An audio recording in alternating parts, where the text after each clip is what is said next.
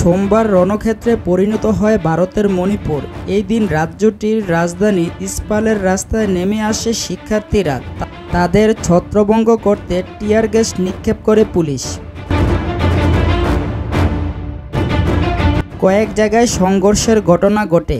ভারতের গণমাধ্যম বলছে, সকাল থেকে বিভিন্ন শিক্ষা প্রতিষ্ঠানের শিক্ষার্থীরা রাজভবনের সামনে আসতে শুরু করেন। অনেক জায়গায় তাদের বাধা দেয় রাজ্য পুলিশ সহ কেন্দ্রীয় বাহিনীর সদস্যরা। এক পর্যায়ে তারা রাজভবনের সামনে অবস্থান নেয়।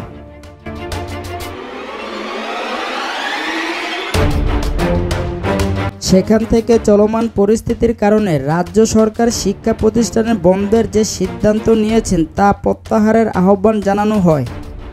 ১.৫ বছর ধরে জাতিগত যে সহিংসতা চলছে তার জন্য কেন্দ্রীয় বাহিনীকে দায়ী করে তাদের প্রত্যাহার করে নেওয়ার দাবি জানানো হয়। একই সঙ্গে অশান্ত পরিস্থিতি সমাধানে কেন্দ্রীয় রাজ্য সরকারের প্রতি ক্ষোভ প্রকাশ করেন তারা।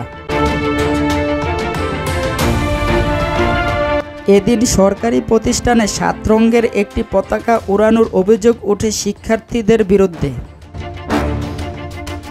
গেল শনিবার ড্রোন ও রকেট হামলার পর রোববার রাতে সাবেক এক সেনা কর্মকর্তার মৃত্যু হয়েছে রাজ্যটিতে।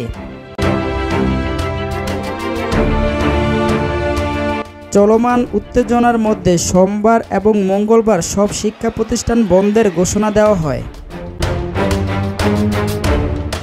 এদিকে রোববার অশান্ত মণিপুরে শান্তি ফেরাতে সর্বোচ্চ ক্ষমতা চেয়েছেন মুখ্যমন্ত্রী বীরেন সিং। ২৪ ঘন্টার মধ্যে ২ বার রাজ্যপালের সঙ্গে বৈঠক করেন তিনি। একই সঙ্গে অস্ত্রধারীদের আস্তানায় অভিযান চালাতে কেন্দ্রীয় বাহিনীর প্রতি আহ্বান জানান বীরেন।